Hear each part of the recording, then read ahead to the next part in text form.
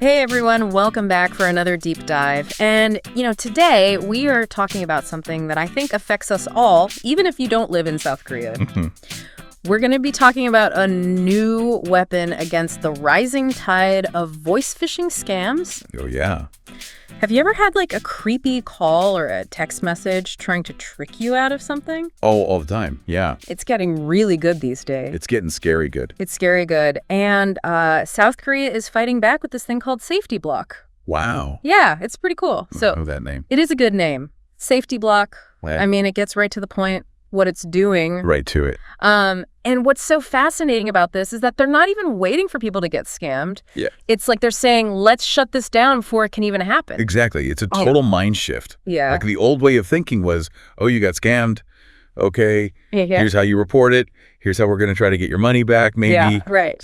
No. We're going to stop it at the source. Right. Love it. But to really understand how genius this is, I think we need to see the problem firsthand. Yeah. And our sources detail some truly unsettling stories. Oh, yeah. You remember poor guy, he gets a text message saying a credit card he never even applied for is on its way to his house. Oh, that's just panic-inducing. Talk about panic-inducing, right? Work rates through the roof. Oh, absolutely. And it worked. Yeah. A gets tricked into installing this supposedly protective app on his phone. Oh, no. But it was actually malware that gave the scammers control of his phone. Ugh. It's just like handing over the keys to your kingdom. Yeah, and you think that's bad, it gets worse. Oh, no worse than that. It gets so much worse. Okay, lay it on me. So in the B case, imagine getting a call from someone sounding exactly like your son. Oh, my God. Begging for help. Oh. Turns out it's a scammer with a voice morphing app using that emotional leverage to get B to install the same kind of malware. Wow, that is so messed up, preying on a parent's worst fears. I mean... It's sickening.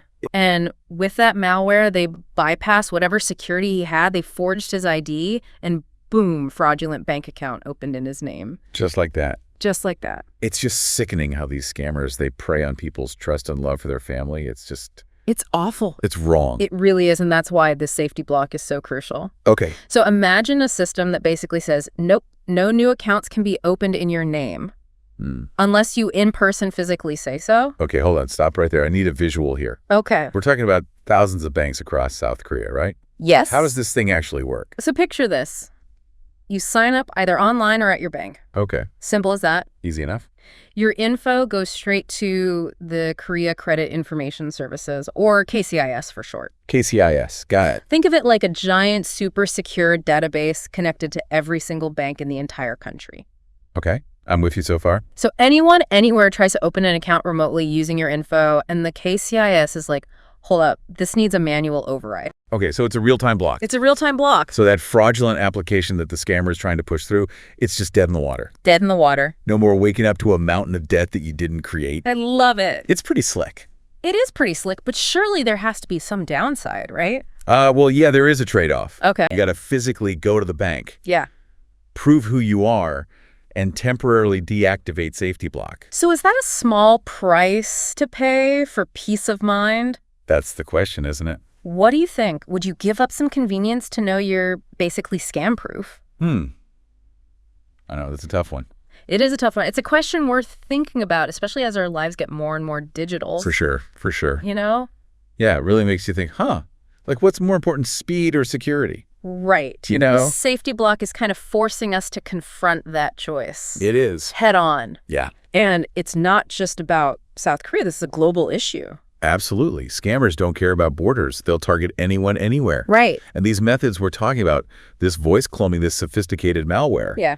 I mean, that's not going away. No. If anything, it's getting more and more advanced. So what you're saying is South Korea might be onto something here. Yeah. They're kind of pioneering a new approach to digital security, something that other countries might have to consider adopting. Yeah, and remember, they already have a similar system for preventing fraudulent loans it launched back in 2024. Oh, really? Yeah, that one's called the Loan Transaction Safety Block. And get this, over 310,000 people signed up in just 7 months. Wow. It's huge. Yeah. I mean, that's like the entire population of, pick a city. Yeah. Taking a stand against financial fraud.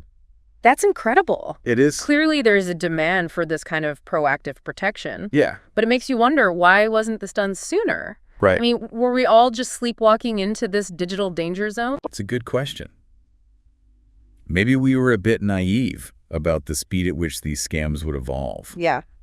Or maybe we were too focused on convenience, on making everything faster and easier without fully considering the security implications. Right. But this safety block proves it doesn't have to be an either-or situation. It doesn't. You can have both convenience and security. Right. It's just about finding that right balance. Exactly. It's like building a house. You want big windows and open spaces for light and airflow, right? Right. But you also need strong walls and locks to keep intruders out. I love that analogy. It's the same with digital finance. Yeah. We need to design systems that are open and accessible, but also secure and resilient. So we've got the tech side of things, but our sources also highlight this human element here, right? They do. This idea that certain groups are more vulnerable than others. Unfortunately, yes. The elderly, for example, are often targeted by scammers. Yeah. Because they might be less familiar with the latest technology or more trusting of authority figures. In fact, over half of the safety block subscribers, 53% to be exact, are over the age of 60. That's a pretty stark statistic. It is. It speaks to the need for solutions that are not only effective, but also user-friendly. Yes. Especially for those who might not be digital natives. Absolutely. We can't just throw technology at the problem and expect everyone to adapt instantly, Right. We need to design solutions with different levels of tech literacy in mind. So it's not just about building the fortress, it's about making sure everyone knows how to use the defenses. Precisely. And that brings us back to a bigger point. Even with safety block and systems like it, technology alone can't solve this problem. We need to be vigilant. We need to educate ourselves and our loved ones about these scams and be wary of any unsolicited contact that asks for personal information. So it's about taking responsibility for our own digital security, being proactive rather than reactive. Couldn't agree more. It's like learning how to swim before you jump in the deep end. You need to be prepared for the risks, understand the dangers, and know how to stay afloat. So this safety block is kind of like a life jacket in the sea of digital finance. You could say that it's a safety net, a layer of protection that can help us navigate the choppy waters. Yeah. But we still need to be aware of the currents and know how to swim. Okay, I'm starting to see the bigger picture here. Good. It's not just about blocking fraudulent accounts. It's about changing our mindset, adopting a more security-conscious approach to our digital lives. Exactly. It's a shift in culture. Yeah. A recognition that digital security is just as important as physical security. Right. And as we've seen, it's not just about protecting ourselves, it's about protecting the most vulnerable members of our society. So where does all of this leave us? What does the future hold for digital finance, knowing that these threats are constantly evolving? Yeah, it feels like we're at this crossroads. On the one hand, we have all this incredible potential for digital finance to make our lives easier, more connected. But on the other, there's this lurking danger, this constant threat of scams and fraud that could really undermine everything. It's a tightrope walk for sure. Yeah. But I'm actually optimistic.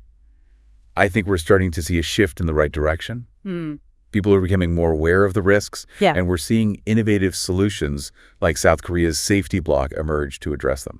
It's funny. We started this deep dive talking about a specific service in a specific country, but it's really become this much broader conversation about the future of digital security. It has, and that's the key takeaway here. Yeah. This isn't just a South Korean problem. This is a global challenge. We're all in this together, and we all have a role to play in creating a safer digital world. So let's bring it back to our listener. We've explored the problem, the potential solutions, the ethical considerations. What do you want them to walk away with? What's that one big idea that's going to stick with them? If I had to boil it down to one thing, I would say, don't be afraid to embrace the convenience of digital finance, but don't be naive about the risks either. Okay. Be informed, be proactive, and be vigilant. Okay. Take steps to protect yourself and encourage your loved ones to do the same. I love that. Be informed, be proactive, be vigilant. It's like a mantra for the digital age. And speaking of proactive, we talked a lot about safety block, but what about other things people can do? Are there any practical tips you can share? Absolutely. One simple but effective step is to regularly check your bank statements and credit reports for any suspicious activity. And if you see something you don't recognize, report it immediately. Okay, that makes sense. What about those phishing attempts? We talked about the voice cloning. Are there any red flags people should watch out for? Yes, definitely be wary of any unsolicited calls or text messages that ask for personal information, especially financial details. Remember, legitimate institutions will never pressure you to share sensitive information over the phone, or through text message. That's a good point. And if you're ever unsure, just hang up and call the institution directly using a verified phone number. It's always better to err on the side of caution. And remember, technology can be a powerful tool for security, but it's not a silver bullet. Ultimately, the best defense is a combination of awareness, vigilance, and good old-fashioned common sense. Well said. So, as we wrap up this deep dive, I'm curious, what's that one big question that's still lingering in your mind? What's something we didn't cover that you think deserves further exploration? That's a great question. We talked about how Safety Block puts the power back in the hands of individuals to protect their financial identities, but it also raises an interesting question about the role of governments and institutions in this new landscape. Right. As technology advances and scams become more sophisticated, how much responsibility do they have to proactively protect their citizens? It's a complex issue with no easy answers, but it's one we need to start grappling with. Yeah, it's like we've opened this Pandora's box of digital possibilities, but we're still figuring out the rules of engagement. Exactly. It's an evolving landscape, and we need to be prepared to adapt and adjust as we go. But I believe that with awareness, innovation, and collaboration, we can create a digital future that is both convenient and secure. I couldn't agree more, and that's a perfect note to end on. Thanks for joining us on this deep dive into the world of digital finance and security. We've covered a lot of ground, but as always, the conversation continues, so we leave you with this. What steps will you take to protect yourself and your loved ones in the digital age? Until next time, stay safe, stay informed, and stay curious.